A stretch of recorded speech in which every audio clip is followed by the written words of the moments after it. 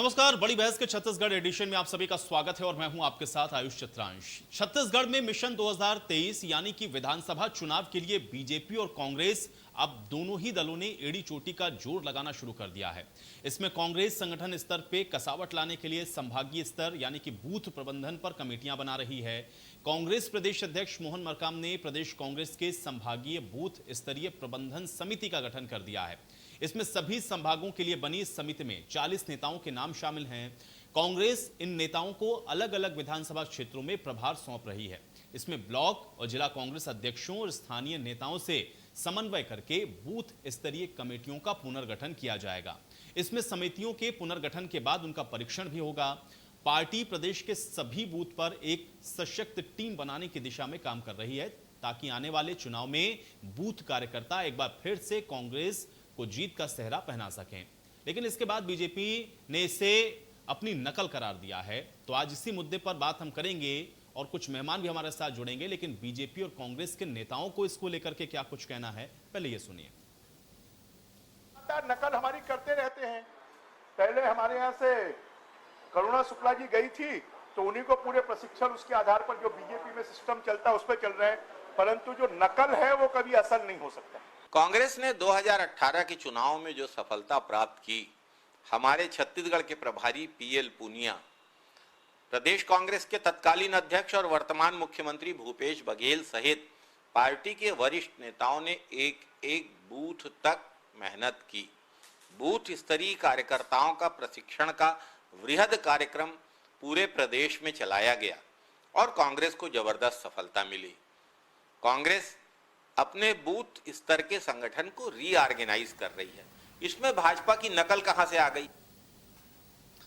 तो सुन रहे हैं आप, एक तरफ तो कांग्रेस अपने संगठन को मजबूत करने के लिए बूथ स्तर पर इसको लेकर के ये अहम फैसले कर रही है, तो भाजपा इसको अपनी नकल बता रही है। लेकिन अब देखना यह है कि 2023 के प्लान को लेकर के जो आगे बढ़ रही पार्टियां हैं उसमें फायदा असल में किसको मिलता है, इसी पर चर्चा करते हैं। कुछ मेहमान मेरे साथ जुड़ गए, पहले उनका परिचय मैं आपके साथ करवा देता हूं। अमित श्रीवास्तव जी हमारे साथ जुड़ रहे हैं, प्रवक्ता है कांग्रेस पार्टी के। अमित जी, बहुत स्वागत है आपका इस चर्चा में। अनुराग सिंह देव जी हमारे साथ जुड़ रहे हैं, नेता है भारतीय जनता पार्टी के। अनुराग सिंह देव जी, आपका भी बहुत स्वागत। और के शर्मा जी हमारे साथ जुड़े हुए हैं, वरिष्ठ पत्रकार हैं। के शर्मा जी, आपका भी बहुत स्वागत है। अमित जी, आपसे शुरुआत करते हैं। संगठन स्तर पर जिस तरीके से अब आप लोग पार्टी को और मजबूत करने की कवायद में लगे हैं, इसको लेकर के भारतीय जनता पार्टी सीधे तौर पर यह कह रही है कि आप लोग उनकी नकल कर रहे हैं, क्योंकि बूथ स्तर तक वो अपनी पार्टी को पहले ही मजबूत कर चुके हैं और बूथ स्तर पर उनका जो मैनेजमेंट है कहीं ना कहीं उसको कॉपी करने की आप लोगों ने कोशिश की है। पहला रिएक्शन मैं चाहूंगा अमित जी आपका इसके ऊपर।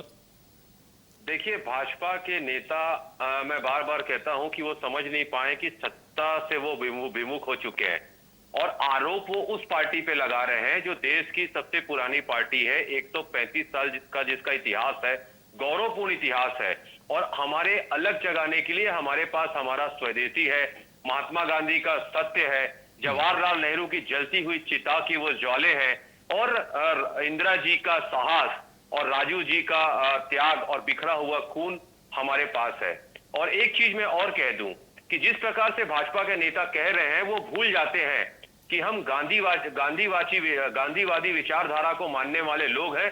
गांधी जी की आत्मा हमारी पार्टी में बसती है। और जिस प्रकार मैंने कहा, लाल बहादुर शास्त्री जी की ईमानदारी, चेतना, इंदिरा गांधी जी का पराक्रम, राजीव गांधी जी की प्रेरणा, ये सब कांग्रेस में समाहित है। और उस पार्टी को ज्ञान देने की आवश्यकता बीजेपी के नेता ना करे और हिमाकत ना करे तो ज्यादा बेहतर होगा। मैं आपको एक और चीज कहना चाहता हूं। 2018 का रण हमने बहुत जोश, ताकत और हिम्मत से लड़ा और उसके पीछे जो शक्ति थी हमारे राष्ट्रीय नेतृत्व की, स्टेट की नेताओं की और हमारे कार्यकर्ता, जिन्हें हम अपने आन बान शान और पार्टी के प्राण कहते हैं, जिन्होंने लगातार 15 साल उस सरकार के खिलाफ लड़ाई लड़ी जो झूठे केसेस में हमारे कार्यकर्ताओं को फंसाती थी। छत्तीसगढ़ की जनता ने वो भी दृश्य देखा है जब पूर्ववर्ती सरकार ने हमारे बिलासपुर के कांग्रेस भवन में पुलिस को घुसवा के हमारे कार्यकर्ताओं के ऊपर लाठीचार्ज किया था। तो भी हमारे कार्यकर्ता पूर्ववर्ती सरकार से डरे नहीं। हम उस पार्टी के कार्यकर्ता हैं और बड़े गर्व के साथ हम कहते हैं कि हम कांग्रेस पार्टी के कार्यकर्ता हैं, जो अंग्रेजों से नहीं डरे तो बीजेपी के नेताओं से क्या डरेंगे। पहली चीज। दूसरी चीज, नेताओं को एक चीज, बड़े नेताओं को बीजेपी की एक समझ लेना चाहिए कि एमएलए एक्स हो सकता है, मुख्यमंत्री एक्स हो सकता है, पूर्व मंत्री एक्स हो सकता है, कार्यकर्ता कभी एक्स नहीं होता। और पूरे देश में अगर आप देखेंगे, चाहे साउथ कन्याकुमारी से कश्मीर से कन्याकुमारी तक हो, कार्यकर्ताओं की एक फौज है कांग्रेस के पास। और अगर आप देखेंगे 303 सांसदों में अगर आप देखेंगे तो 125 से ज्यादा कभी ना कभी कांग्रेस पार्टी के नेताओं को ले जाके बीजेपी अपने यहां नेता बनाई है। और बृजमोहन अग्रवाल जी, पूर्व मंत्री जी, कह रहे थे कि हम उनकी नकल करते हैं। साहब, आप हमारे नहीं, बाकी सारी बात तो ठीक है अमित जी, लेकिन भाई वो जो मंत्री या फिर वो जो नेता आपकी पार्टी से चले गए, जिनको इन्होंने नेता बना दिया या इन्होंने मंत्री बना दिया, इस पर तो मुझे लगता है कि कांग्रेस पार्टी को विचार करना चाहिए। इतनी पुरानी पार्टी को फिर छोड़कर क्यों गए, ये सवाल फिर आपके लिए हो जाएगा। बाकी बातें आपकी ठीक हैं। अनुराग सिंह देव जी, मुझे बताइए, कहीं क्या ऐसा तो नहीं लग रहा कि डर सता रहा हो कि 2023 में ये बूथ स्तर तक और मजबूती के साथ अगर लड़े तो कहीं ऐसा ना हो कि जो पिछला इतिहास है उसको दोहरा दें या उससे ज्यादा भी या उससे आगे भी बढ़ जाएं? इस वजह से आपको लग रहा है कि नकल कर रहे हैं, या इसमें नकल जैसी बात क्या है? मैं आपसे समझना चाहूंगा अनुराग सिंह देव जी। देखिए जी, अभी कांग्रेस पार्टी पूरे देश भर के अंदर कांग्रेस पार्टी के नेता एक तरीके से नरेंद्र मोदी जी की नकल करते हुए दिखाई दे। कहीं पर चंदन लगा लेंगे, कहीं पर जाकर मंदिर में चले जाएंगे, कहीं पर जनेऊ धारण कर लेंगे। तो मौसमी रूप से ये प्रस्तुत करना चाहते हैं कि वो एक सॉफ्ट हिंदुत्व को लेकर आगे बढ़ रहे हैं और वही इनका राजनीतिक एजेंडा है। और उसका ये अनुपालन छत्तीसगढ़ कांग्रेस के अंदर भी देखने को मिलता है। कभी ये मुंह में राम बगल में छुरी, ये राम की बात करने लगते हैं और दूसरी तरफ धर्मांतरण को प्रश्रय देते हैं। कभी ये एक तरीके से बताते हैं कि कौशल्या माता की धरती है, फिर ये बेटिकर से जुड़ जाते हैं। तो कुल मिलाकर इनका जो एजेंडा है, हमारा कहना ये है कि ये लगातार इस प्रकार की कॉपी करने की कोशिश कर रहे हैं, लेकिन जनता इनके चाल चरित्र चेहरे को समझती है। और 2018 का रण जो इन्होंने जीता, ये अपने पराक्रम से नहीं जीता, इन्होंने छल कपट और झूठ और झूठे वादे से जीता था। और अब इनको लग रहा है कि 2023 में जब चुनाव आएगा तो ये सारी पोल तो हमारी खुल चुकी है, तो इसलिए फिर से ये बीजेपी की संगठन स्तर पर कॉपी करने में लगे हुए। और मुझे लगता है कि बीजेपी का बूथ स्तर का कार्यकर्ता ट्रेंड रहता है, प्रशिक्षित रहता है, आइडियोलॉजिकल रहता है। कांग्रेस में ये परंपरा नहीं रहती, इनके क्षेत्रीय स्तर पर छत्रप रहते हैं और उस आधार पर ये राजनीति करते हैं। लेकिन नए परिवेश में ये नया प्रकार का प्रयोग करते हैं और मुझे लगता है कि ये सफल नहीं होगा। नकल के लिए निश्चित रूप से एक विश्वसनीयता की भी आवश्यकता रहती है और कहीं ना कहीं जनता चुनाव में विश्वसनीयता को परखती है।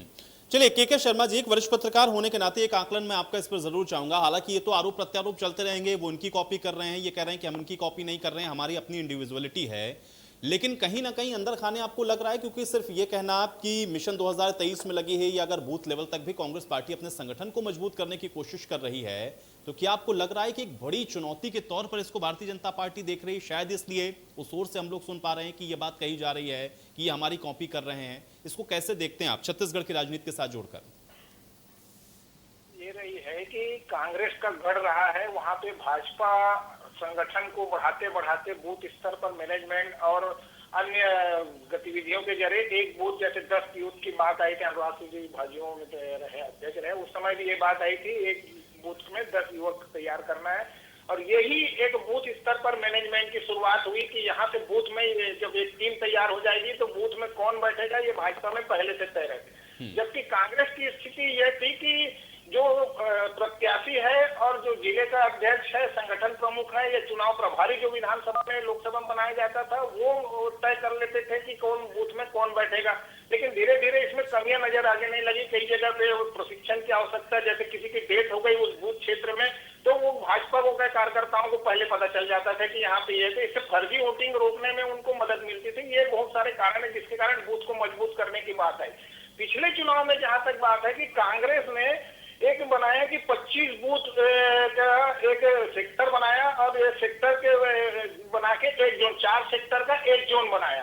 इस तरह से इन्होंने संगठन शुरू किया 10 सदस्यों को एक बूथ में जोड़ने का, जिसमें उनको सफलता मिली। उसके बाद अब जो बात आई 15-20 दिन पूर्व कांग्रेस संगठन की ओर से एक बात कही गई कि 30 लोगों की टीम तैयार करना है, जिसमें महिला भी रहे, युवा भी रहे और पुरुष भी रहे। इस प्रकार अब ये इनका कार्यक्रम चल रहा है। भाजपा में भी अभी आया है कि 25 सितंबर तक, श्यामा प्रसाद मुखर्जी की जयंती तक के, इनको 25 लोगों को एक टीम को बनाना है। और कांग्रेस ने जो अभी जो 40 लोगों की नेताओं की बनाई है, वो विभिन्न विधानसभा स्तर पर जिला और ब्लॉक अध्यक्षों से चर्चा करके एक टीम वो भी बना रहे हैं जो कि बूथ स्तर को मजबूत करने के लिए वो है कि नहीं है, कितने सक्रिय हैं, उसके आधार पर उसके एक पुनर्गठन की कहा जाए कांग्रेस जो करने जा रही है। तो बूथ के महत्व को लोगों में समझ में आया। जहां तक आप विचार छत्तीसगढ़ की बात करें तो 23,632 के लगभग मतदान केंद्र हैं। यहाँ पे आप मान लो 30 की बात करेंगे तो 7 लाख के एक सदस्य के पास मजबूत सक्रिय कार्यकर्ता जिसको कहा जाए कांग्रेस से जुड़ जाए। दूसरी चीज, भाजपा ने एक बार दावा किया था इसी चुनाव से पहले 40 लाख कार्यकर्ताओं को, 40 लाख लोगों को हमने सदस्य बना लिया है, ऑनलाइन सदस्य बनाया। अब वो सदस्य जब इतने बन गए थे, उसके बावजूद छत्तीसगढ़ में जहाँ 1,81,00,000 से ही अधिक मतदाता, वहां पे 40 लाख इनके साथ जुड़े हुए थे, उसके बावजूद उनके परिवार के वोट नहीं मिले कि ये हार गए। जो 40 लाख हुए उनके परिवार के 4 वोट भी यदि गिने तो कितनी संख्या होती है। तो वो एक सोचने वाली बात है कि विचारधारा के आधार पे आप लोगों को जोड़ रहे हैं। ये क्या संख्या बढ़ाने की बात आ रही है कि वही जब प्रशिक्षण की बात है, विचारधारा से जुड़े आप देख रहे हैं कि विचारधारा कहीं न कहीं समाप्त होती जा रही है। एक पार्टी के नेता दूसरी पार्टी में, दूसरी पार्टी के नेता पहली पार्टी में आ जा रहे हैं। और आने जाने के दौरान विचारधारा कहीं न कहीं समाप्त हो रही है। आम लोगों में नहीं, लेकिन के शर्मा जी, बहुत सिंपल करके इसको मैं थोड़ा और समझना चाह रहा हूं। मुझे ये बताएं कि ये जो बूथ स्तर तक ये कवायद है कांग्रेस पार्टी की, आपको लग रहा है कि निश्चित तौर पर एक तो अपनी पार्टी के तो लिए इनके लिए फायदेमंद होगी, लेकिन क्या चुनौती देने लायक, या फिर आपको लग रहा है कि भारतीय जनता पार्टी के अंदर भी इसीलिए सुगबुगाहट है इसको लेकर के, या ये जो बयानबाजियां हैं ये उसी का नतीजा है कि मजबूत होती हुई कांग्रेस कहीं ना कहीं उनके लिए चैलेंज को और पेश करेगी? क्या मजबूती मिलेगी ये जो बूथ स्तर तक कभी कवायद हो रही है? के शर्मा जी। भाजपा निश्चित रूप से बूथ स्तर पे, मैं जैसे कहा कि 25 लोगों की टीम बनाने का अभी चल रहा है। लगातार इनकी रोज ही बैठक, लगभग वर्चुअल मीटिंग हो रही है। कार्यकर्ता पदाधिकारी इसमें है कि काम करें कि मीटिंग करें। यहाँ तक कि एक मजाक में बात हो रही है, इतने ज्यादा इनकी बैठक लगातार हो रही है भाजपा के भीतर। तो ये 26 तारीख को इनका एक बड़ा प्रदर्शन होने वाला है किसान आंदोलन को लेकर के। तो पूरे कार्यकर्ताओं को सक्रिय करना कांग्रेस के, भाजपा ये सबसे प्रमुख है। जो कार्यकर्ता कहीं न कहीं निराश है कि कार्यकर्ता कहीं नाराज थे सरकार में बैठे राजनीतिक दलों से, मंत्रियों से, विधायकों से, जिसके चलते ये पूरी तरह से पराजित हुए। और पराजित होने के बाद संगठन को कहीं समझ में आया, उच्च हाईकमान को समझ में आया, विधानसभा में, लोकसभा चुनाव में पूरे चेहरे बदल दिए, जिसका लाभ मिला। तो अब एक कार्यकर्ताओं में उत्साह दिख रहा है। नई पीढ़ी में 15 साल मतलब एक पीढ़ी पूरी तरह से पीछे चल रही है। अब उनको सक्रिय करना, जो कि देखे नहीं है कि विपक्ष की राजनीति कैसी होती है, उनको विपक्ष में सक्रिय करना, आंदोलन प्रदर्शन की दिशा में आगे लेके जाना, जो अब तक केवल सत्ता का स्वाद चखना जान रहे थे, उनको सक्रिय करना और एक भाजपा के लिए चुनौती आ रही है। निश्चित रूप से बूथ मैनेजमेंट को जब मजबूत कर लेंगे तो ये कांग्रेस को कहीं न कहीं विचारधारा के आधार पे, जो कार्यशैली उनके, जो नाकामियां उनके आधार पर टक्कर देने की बात आ रही जी। अमित श्रीवास्तव जी, क्योंकि जब बूथ लेवल तक मैनेजमेंट की बात आती है तो फिर उसमें वरिष्ठ पत्रकार का भी आकलन ये है कि ये आप लोगों से उसमें कहीं 4 कदम आगे रहते हैं। वो बात अलग है कि जनता ने आपको चुना इस बार, क्या कहीं ना कहीं उसको भी आप लोग इस बार सुधारने की कोशिश कर रहे हैं? इस कवायद के तौर पर भी मैं इसको देखूं, ताकि और इसको बेहतर तरीके से आप लोग चुनावों के बीच में जाकर के अपनी बातों को कन्विंस कर सकें, या वोटर तक अपनी बात को आप पहुंचा सकें। और भारतीय जनता पार्टी जिस बात को कह रही, कि आपको नहीं लगता कि इसमें भी क्या बुराई है? अगर कुछ अच्छा हो रहा है तो ठीक है, हमने कॉपी कर लिया, उसमें क्या दिक्कत है? देखिए, बहुत ही सम्मानित वरिष्ठ पत्रकार के भैया ने भी जिस प्रकार से कहा कि ये जिस प्रकार कहते थे कि 56 लाख हमारे कार्यकर्ता हैं छत्तीसगढ़ में, और उनको वोट प्रतिशत अगर आप देखेंगे तो 14 सीटें मिली। 15 साल बेमिसाल जो 14 सीटों में ये आए, तो क्या इनके कार्यकर्ता ही इनको वोट नहीं दिए? और जिस प्रकार से आप देखिए कि इनके प्रदेश अध्यक्ष जी ने कहा था, जो वर्तमान में नेता प्रतिपक्ष है, कि हमारे हार का कारण हमारे कार्यकर्ता हैं। तो जब जीत का श्रेय अगर सेनापति को मिलता है तो हार का ठीकरा कार्यकर्ताओं पे क्यों फूटना चाहिए? खैर, ये उनका आंतरिक मामला था, लेकिन अगर कार्यकर्ताओं का किसी भी पार्टी में मान सम्मान होना चाहिए, और अगर बीजेपी में कार्यकर्ताओं का मान सम्मान नहीं होगा तो हम तटस्थ नहीं रह सकते, क्योंकि कर्मठ निष्ठावान कार्यकर्ता की पूछ परख हर पार्टी में होना चाहिए। और आपने जिस प्रकार कहा, हमारे यहाँ पूरा नीचे से, ऊपर से लेके नीचे तक सारी जगह बूथ स्तर तक हमारे कार्यकर्ता है। और जिस प्रकार से मैंने कहा कि कर्मठ और निष्ठावान कार्यकर्ताओं की फौज है कांग्रेस, और लगातार हम काम कर रहे हैं। और मैं आपको बता दूं कि 2023 चुनाव का, जिस दिन हम चुनाव छत्तीसगढ़ में जीते और जनता का असीम प्रेम और आशीर्वाद हमें मिला और प्रचंड बहुमत से छत्तीसगढ़ की जनता ने जो हमें जिताया, हम उसके सेकेंड डे से ही 2023 की तैयारी में लग गए थे। और आपको मैं बता दूं की रणनीति और कार्य योजना बना के हम लगातार जो हमने वादे किए थे हम लगातार उसको पूरे करते जा रहे हैं और पूरी निष्ठा के साथ, पूरी शिद्दत के साथ कांग्रेस का छत्तीसगढ़ का एक एक कार्यकर्ता 2023 के रण को लड़ने के लिए तैयार है। और जिस प्रकार से मैंने कहा कि हमारे को किसी की नकल करने की आवश्यकता नहीं है, क्योंकि देश की सबसे पुरानी पार्टी का गौरव अगर किसी के पास है कहलाने का, तो वो हमारे पास है। अगर देश का गौरवशाली इतिहास किसी पार्टी के पास है तो वो हमारे पास है। और देश में जनता ने सबसे ज्यादा बार अगर किसी पार्टी को जिताया है, उसका भी गौरव अगर किसी के पास है तो वो हमारे पास, कांग्रेस के पास। और बीजेपी की रही बात, तो बीजेपी की राजनीति जैसा हम कहते हैं दिखावटी, बनावटी, सजावटी और मिलावटी हो चुकी है। और जिस प्रकार से अभी के भैया ने कहा, अगर इनका अपना ही कार्यकर्ता इनको वोट नहीं देता तो मुझे कुछ पंक्तियां याद आती हैं कि पेड़ के कटने का किस्सा नहीं होता अगर कुल्हाड़ी में लकड़ी का हिस्सा नहीं होता। आज तक इनका कार्यकर्ता इनसे रुष्ट होकर बैठा है और आने वाले समय में भी आप देखिए वो कार्यकर्ता बदला लेने के लिए इनसे पीछे नहीं रहेगा।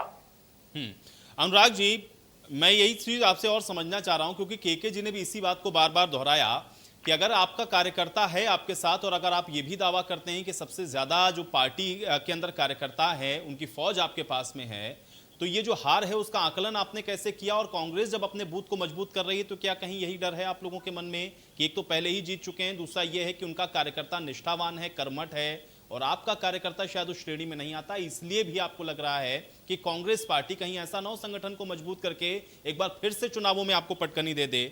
क्या ये डर सता रहा है कहीं अंदर से?